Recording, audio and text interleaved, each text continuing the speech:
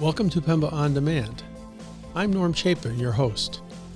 I am very excited to welcome you to our podcast. Pemba On Demand is produced for physicians interested in professional development. We will be discussing a wide range of topics on the podcast. I will be interviewing physician leaders from the U.S. and from other countries who have graduated from the Physician Executive MBA program at the University of Tennessee.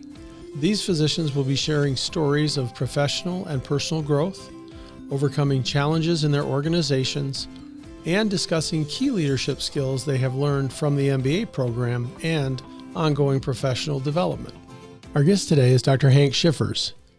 Dr. Schiffers is currently the executive managing partner of his own consulting company, Schiffers, a position he has held for the past 8 years.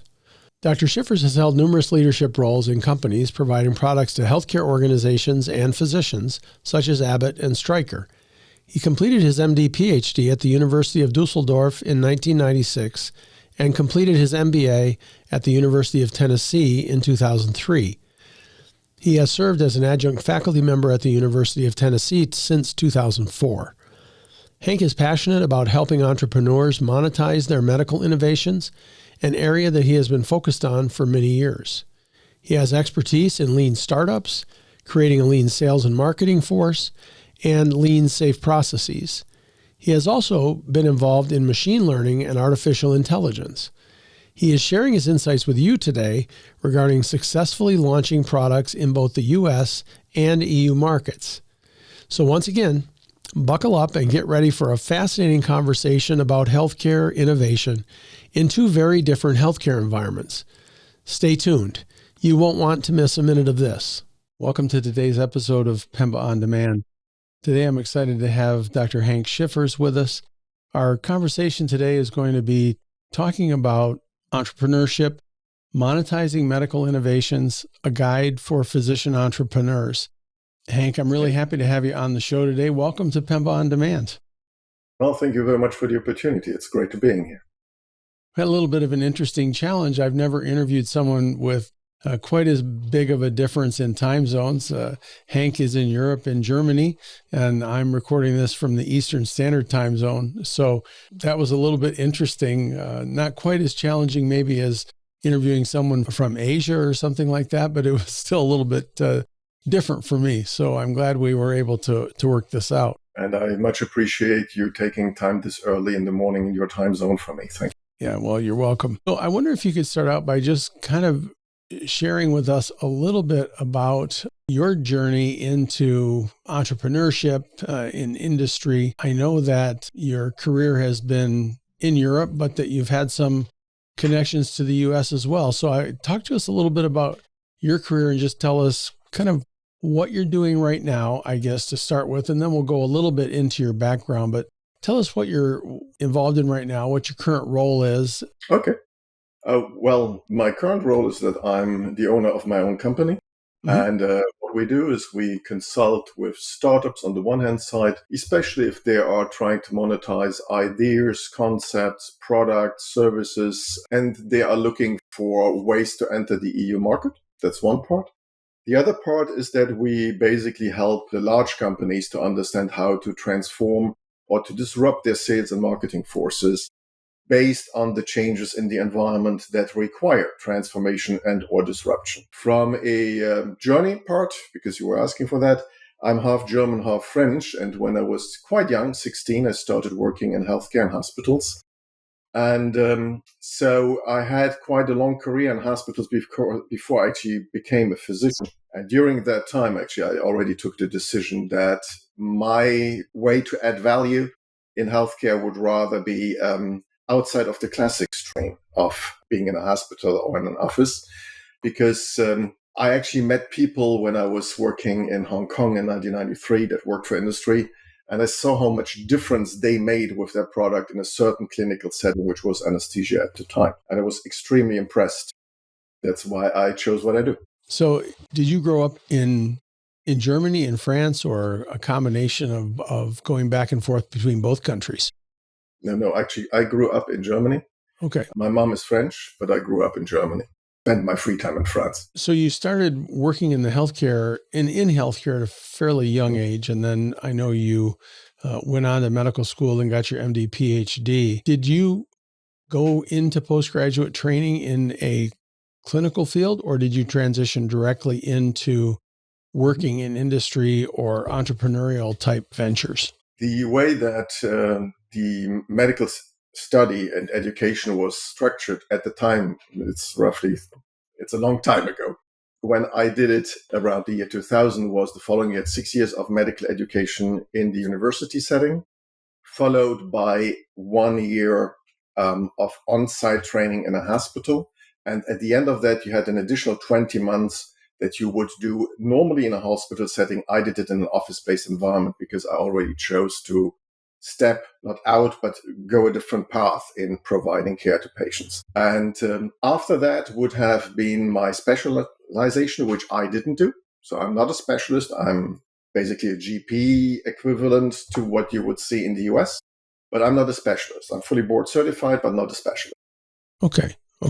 And besides that 20 months of ambulatory experience, did you set up your own practice in a clinical area, or did after that 20 months, then you transitioned into more of the industrial space? Well, after that time, I was in the industrial space 100% of my time. Okay. Before that, during my entire medical education, I was basically doing two things. I was working in hospitals and in ambulatory care, finance my education. And therefore, I was always very much in touch with how the things were actually done. Actually, it drove my decision to step into industry during that time was the major point there. So you really had a long career in industry and entrepreneurship, and I know you've worked in many areas. Right now, as a leader in your own company, you mentioned that you're focused on helping companies, startups, sort of in the European market, or you're helping larger industries. Explain a little bit more to me about what it's like to do a startup in Europe, in Germany, compared to the US. Compared to the US is an interesting question. Thank you for that. And we're talking life science startups. And within the life science arena, you have basically two types of startups. The ones that will end up in a regulatory field, being a drug, a medical device, a medical service that underlies regulation. Mm-hmm. And the other thing is everything that I would today categorize as self-improvement, more or less, to paint it black and white for 1 second. If you are entering the life science arena in the EU, most people would perceive this as more complex than the US, because more or less you have one regulatory system in the US. More or less we have 17 different here. But that's not true. The interesting thing about doing startups in the EU is that you are way faster to market. We talk years compared to the US because the processes in the US are way, way, way slower than they're actually here. The second thing is that once you have achieved the reimbursement in socialized medicine, well, you're actually getting paid, which is something that you wouldn't necessarily have in the US. Let me give you a real quick example. During the financial crisis, I was working for a major manufacturer of hips and knees in the US. Without going into the details, due to laying off people, the sales in hips and knees dropped quite significantly, even more so in capital equipment. Throughout the same time in you had a steady growth, simply because it's decoupled. Mm-hmm. So bottom line is, going into the EU with a startup is super, super interesting. If you are able to standardize 90% of your processes and willing to put the work into this, and then have those 5 to 10%, which are really different from system to system, that you adopt to the different systems, and then it's part of a rollout strategy. Okay. So I guess one of the questions is, and I know one of the things that we wanted to kind of share today is that if I was a physician here in the US and I had some type of an innovative idea, let's just take an example that it is in kind of a regulatory environment. It might be some type of a product that I need to get approved through these regulatory organizations that you were referring to. What are things that a physician would need to do in the EU to sort of take that concept and get it all the way out to market? And What role would you play in helping with that? Okay, two questions. I'll try to answer them. The first thing is you need to be aware that there are other markets outside of the US that may be more interesting or maybe not to your specific idea. That's the first step, because if you are in the US, most of the vast majority of ideas in the US gets matured from a very local base of private placements. So if you're living in Atlanta, it's probably a group of people from Atlanta that's going to finance you.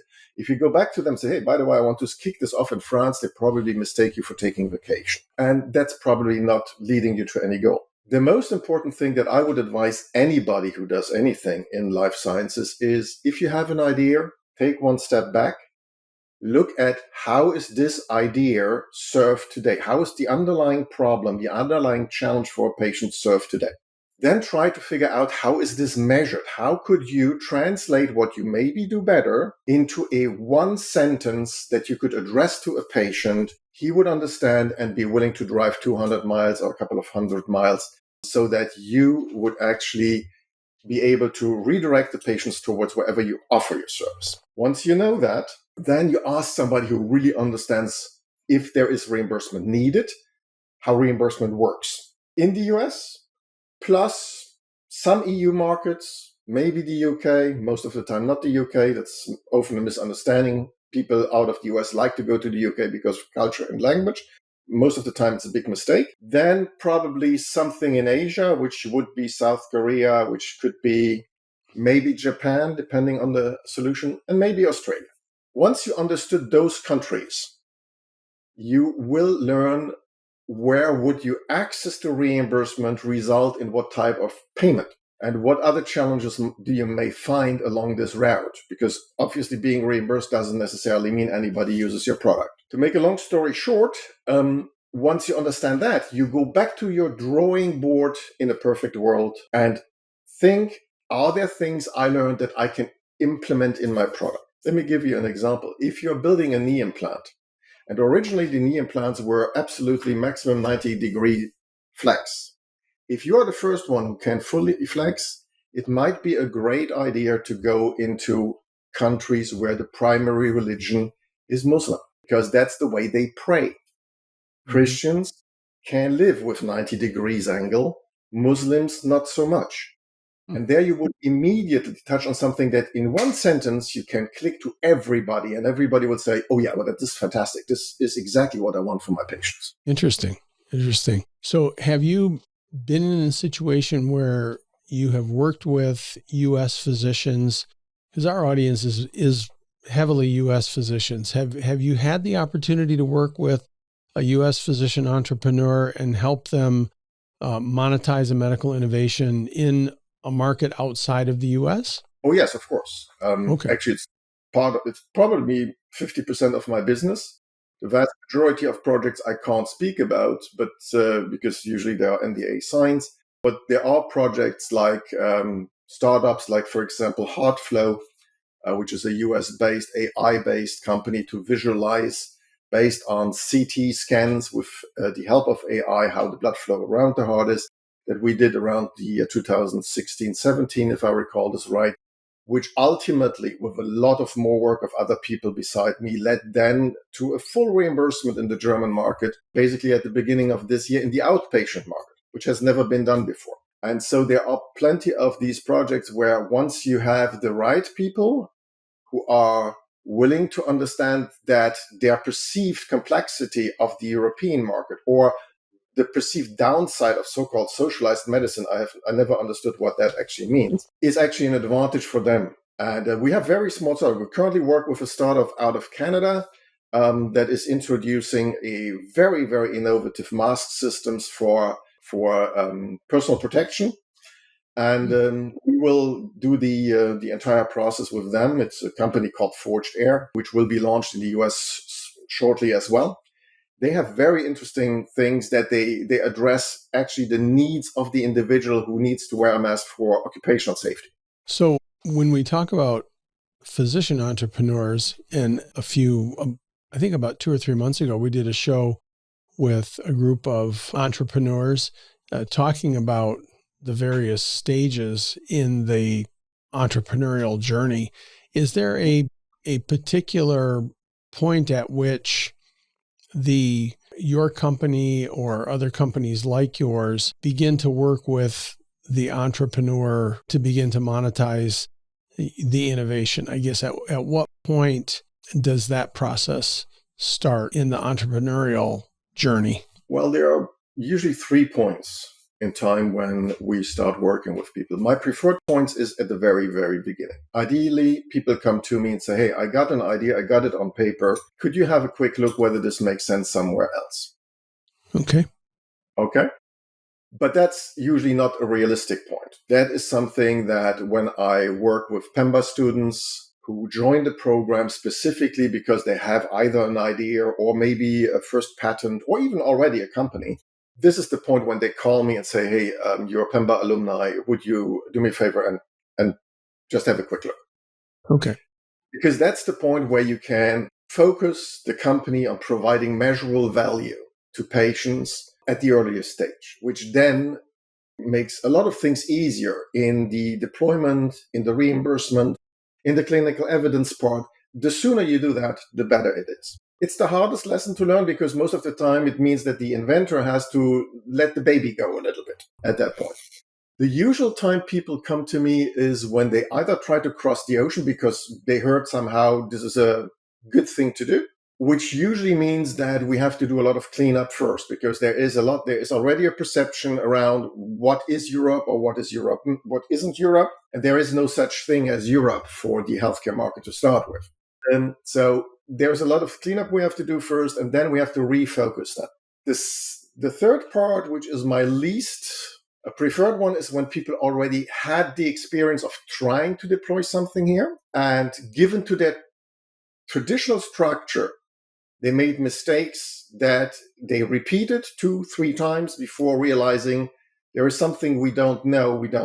These are, if they work out, the best projects, but on the other hand, they are the most complex projects because it really means disruption usually of what people have thought before. So are there particular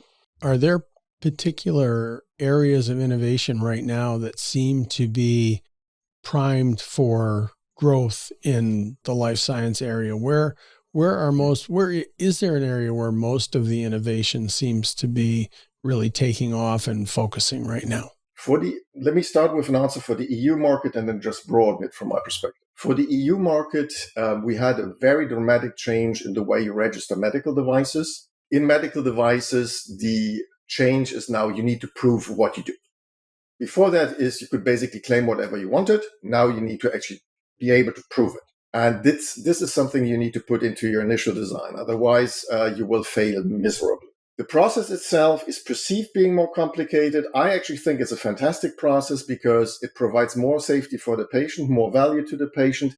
And if you do it correctly, it actually provides more protection once you have completed it for you in comparison to other competitors. For existing products that need recertification, this means you need to undergo a rigorous process of either killing that product if it is not able to undergo that process. So you basically take it out of the market, you clean up your portfolio, number one. Number two, if you have products that are necessary, you need to rework them maybe. And the third one is if you have innovation, you need to build this into the innovation process immediately. If it is not a medical device in the classic sense, so if, for example, it is something that is more around the life science arena, self-optimization, then we usually counsel customers to put on a very strict data privacy regulation because we are leading the game in the EU for everybody around the globe. Well, but with AI, it's going to come to you really, really, really fast. People want their data under their own control. And it makes sense. In life science, even more so than with anything else. The important thing for us is get your data correctly. Make sure you have data that you're actually allowed to use. If we talk a little bit more about AI later, it's even more important than that for training data. The second part is that if you are looking into this part of non-regulatory products, build it as if you were trying to put it into the regulatory market. Because if you can do that, you can be as fast as you can innovate with anything else, but you already have the processes ready in case at a later point you want to decide to have a derivative of your product to enter reimbursement. If you don't do that, you will end up like plenty of apps that do all kind of things. And they say, oh, there is a reimbursement for apps in Germany and France. Let's go there. And Germany and France says, well, no, thank you. And then they miserably fail, which is the standard procedure they do at the moment. This podcast is sponsored by the Physician Executive MBA program at the University of Tennessee, Knoxville's Haslam College of Business. In less than 1 calendar year, this program will equip you with valuable business acumen and leadership development not found in traditional medical school curriculum. Are you ready to join the longest-running physician-only MBA program in the country and a network of nearly 1,000 Pemba graduates? Visit tiny.utk.edu/POD podcast for information about this exciting opportunity. And now we'll return to the episode. So it sounds like there are major differences. We didn't talk much about the Asian market, but it certainly sounds like there's major differences between the EU and the US. Do you find that over the past 5 years that the recognition of the advantages of starting in the EU for US entrepreneurs in this segment of the market has changed at all? Yes, it has. Unfortunately, to the wrong side. The complexity in the MDR system, so the regulation for medical devices, perceived as a hurdle in the US, which it actually is not. You just have to have the right stuff to understand what you need to do, and then it's as simple as anything else. The other point that is really important from my perspective is that most of these products that are booming in the US are playing outside of the classic regulatory market. It's more self-improvement. And this self-improvement market does exist in the EU as well. It's an out-of-pocket market. It does exist. It works well. And the mechanisms are similar to the US mechanisms on how to sell. The only difference is if you at a later point want to join the reimbursement market, which makes total sense for some of those products, then you should prepare it from day one.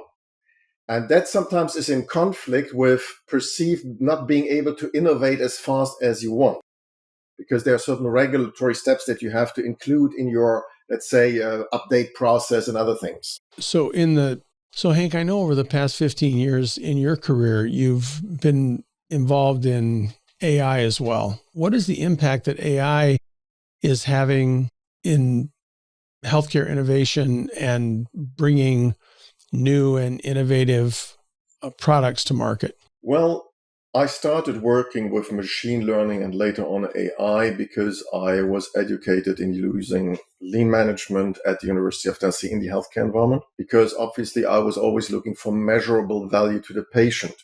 And therefore, at a certain point in time, I realized that in my geography, most of the data we have at hand is not really, really good because of privacy reasons sometimes, or actually because of misunderstood privacy reasons, I should say.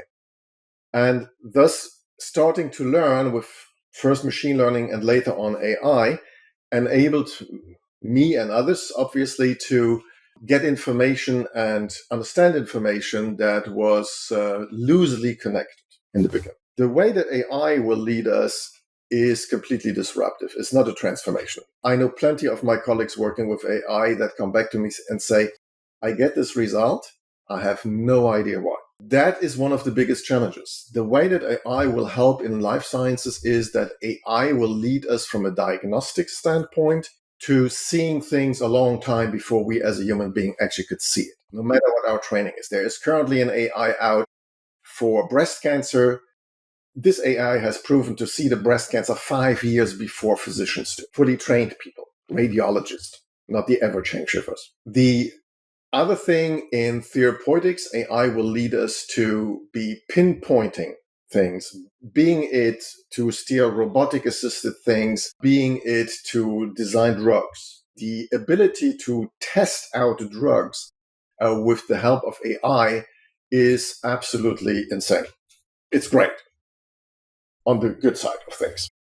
And On the other side, it's something that once it comes to the, let's say, operational side, AI will help us to basically simplify all processes if we open up the data pool for it, being it making sure that if I have an operational surgical spot, it's actually filled with a suitable patient. Even if 3 other patients were sick that same day, I still do not waste that slot. I don't waste that capacity. So the vast application I see here is really around waste reduction and fraud reduction, because AI is fantastic to find fraud in life sciences as well. So these are basically the things where I see disruptive processes happen.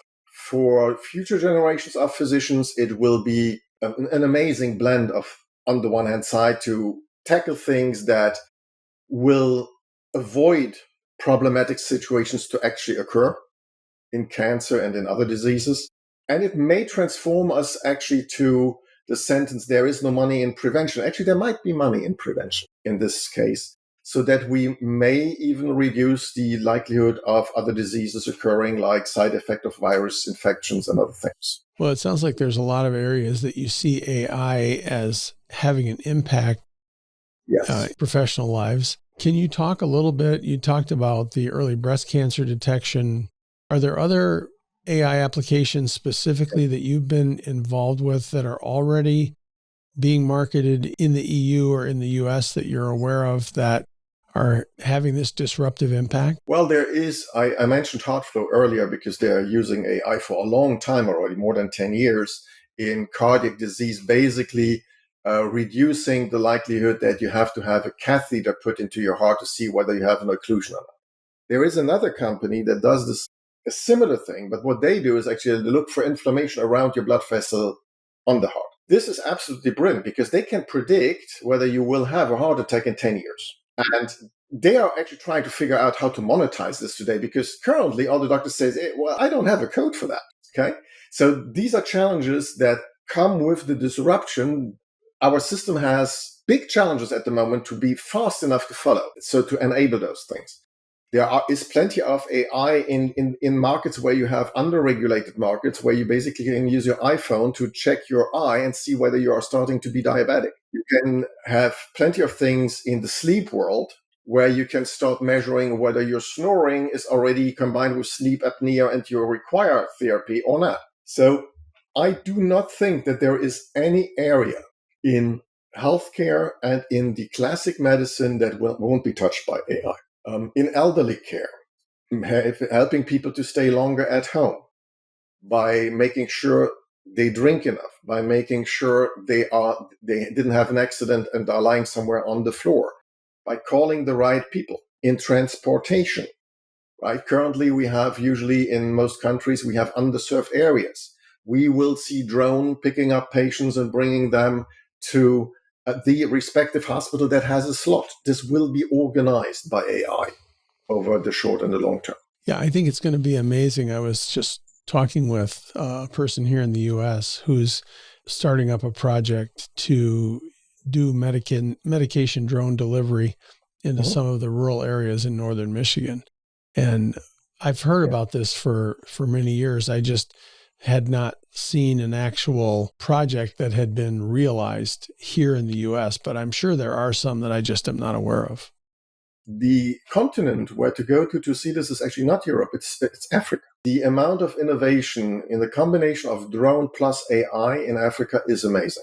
Given the fact that the continent has a very weak infrastructure, despite for cellular phones, I in Germany still pay things cash. So we are really living in the dinosaurs. If I would do the same thing somewhere in Africa, they would look at me and go like, are you from Stone Age? Did you just beam yourself here through time? What are you doing? They pay with their phones already for 15 years, basically. And so for them, using drones to deliver medication to remote locations are big services. The innovation on the African continent is magnificent to see. It's interesting.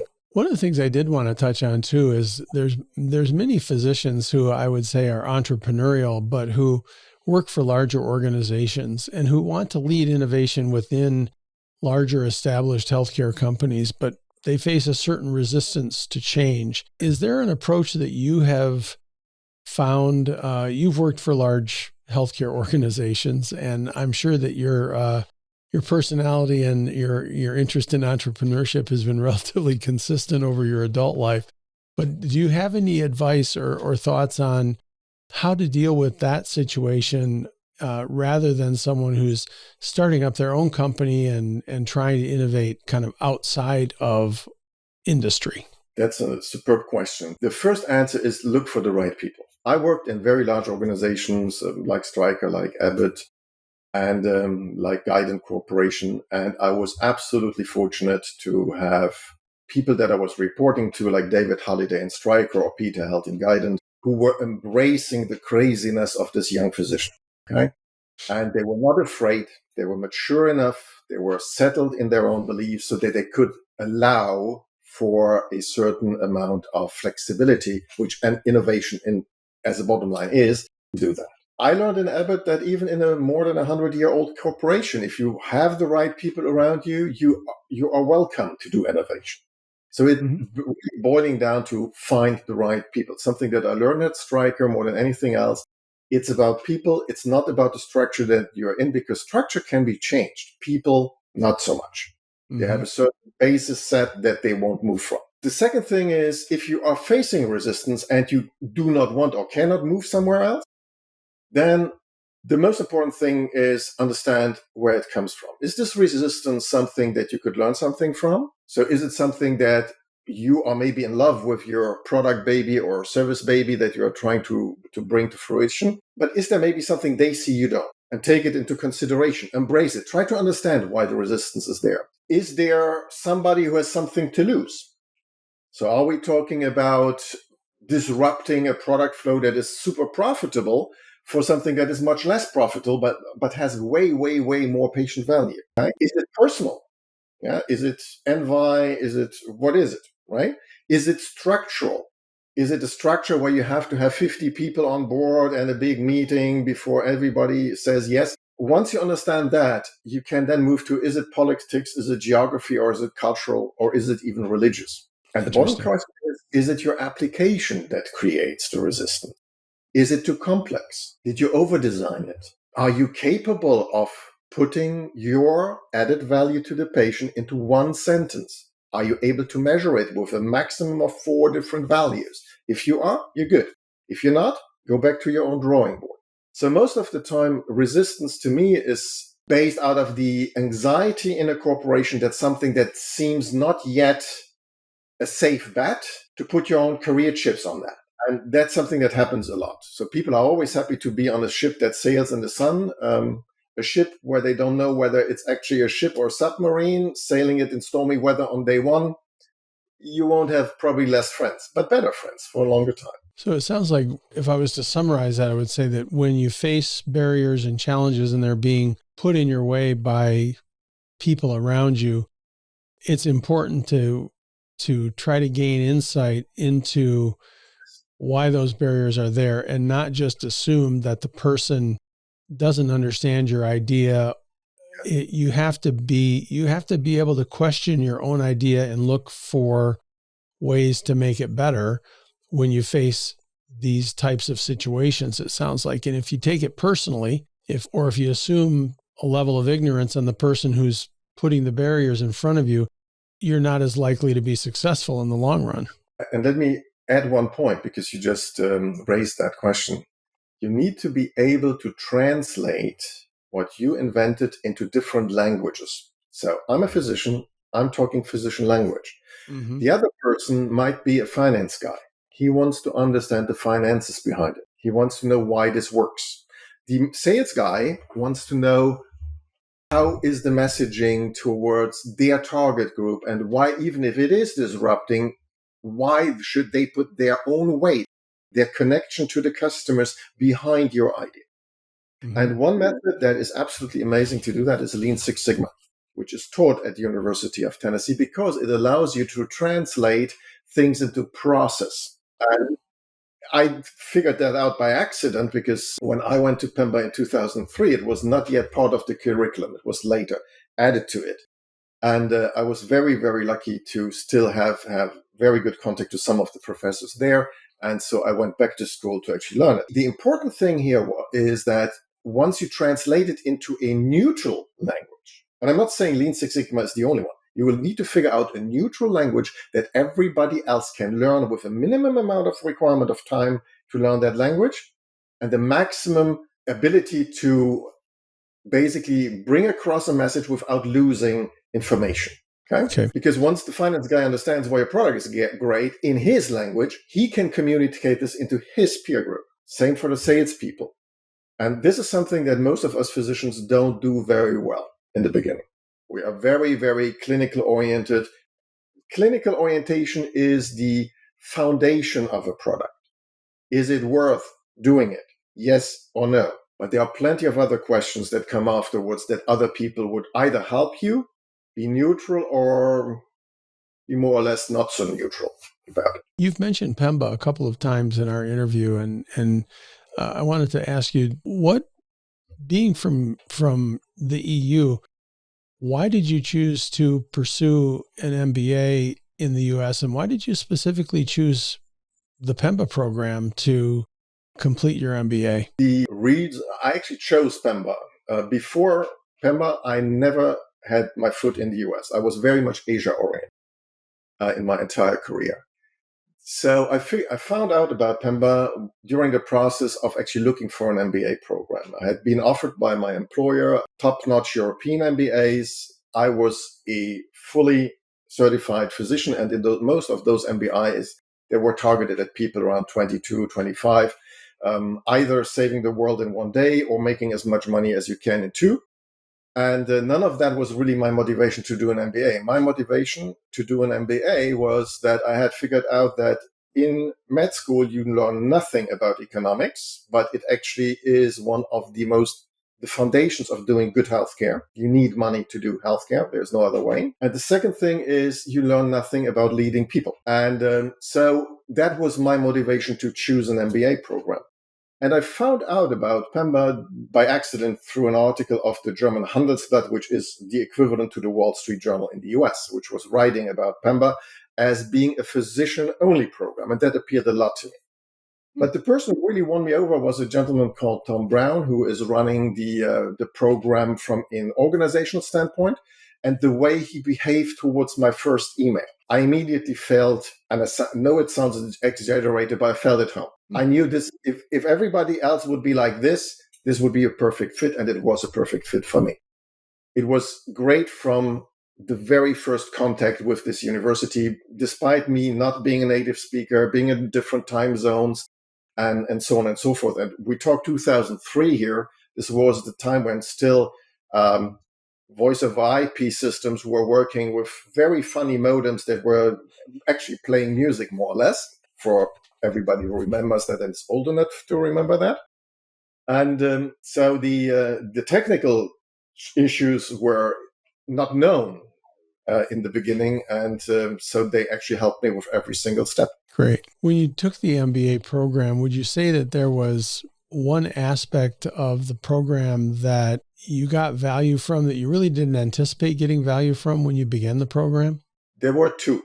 The first one is content-wise. Content-wise, I did not realize before joining the program that I would be offered all the facets I would need to do actually entrepreneurial business, and that I just had to put them together like a puzzle. The second thing, content-wise, is that I learned something that has never left me afterwards, is that what the two of us do right now, which is hybrid working together, actually would work with people that are highly educated and in very complex situations. Before that, I would have probably believed that if you wouldn't go to a physician colleague in a hospital and explain the things on site with him, you wouldn't be able to transport the value. After Pemba, I knew this was absolutely feasible, and there were actually advantages in combining the feet on the ground with the online, because it actually increased the frequency of interaction. Therefore, it actually increased the value to the customer at that time.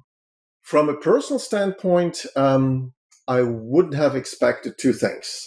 The one thing is that Kate actually is running a program in there that basically does a psychological evaluation of yourself, which gives you a pretty clear picture of who you are. This picture is still correct today. And was an amazing value. It guided me in a lot of decisions that I made, wrong and right, both of them. But that is an amazing thing I did not expect. And from a very personal thing is, if you told me before the MBA that within 1 year of hybrid education, I would be able to establish personal relationships that till today, 22 years later, I would consider friends and that I can at any time, in the professors as well as in the students, I would have probably smiled, but not believed. But if this is the case, and this is the beauty about this hybrid concept that Mike Stahl, Professor Emeritus of Pemba, brought to fruition and life, it's going on site for a very short amount of time that a physician actually can invest during his professional life in parallel to his professional life, wherever you come from on this globe. And on the other hand, having the very high frequency interaction with your peers and professors using live online situations. So every Pemba knew 20 years before COVID that hybrid works. Simple as that. Well, thank you for those insights into Pemba. I always like to talk with alumni about their Pemba experience because I find it fascinating how different people experience Pemba differently and take away different things. But everyone that I've talked to has expressed the value that Pemba has given them and the impact that it's had on their careers differently. But everyone has, it has impacted all of us in positive ways. I look back at my Pemba experience very fondly. For me, it was transformational in terms of the things that it has allowed me to do with my career subsequent to that. So thank you for taking the time to share that with us. We've pretty much reached the end of our time here. So I want to thank you for coming on the show. I really appreciate you taking the time to spend with the alumni today and to record this podcast with me. Well, thank you for the opportunity to share some thoughts. And if anybody has any questions, just reach out to me directly. You know where to get me anyway. And we'll figure this out.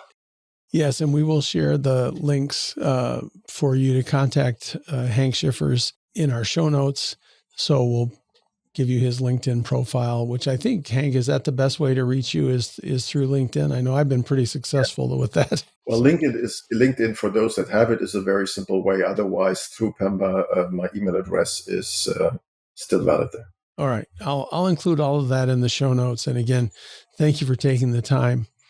And please don't forget that we will be having another podcast in 2 weeks. So please join us for that. And thank you for taking the time to join us on the show today. Thank you again, Hank, for joining us today.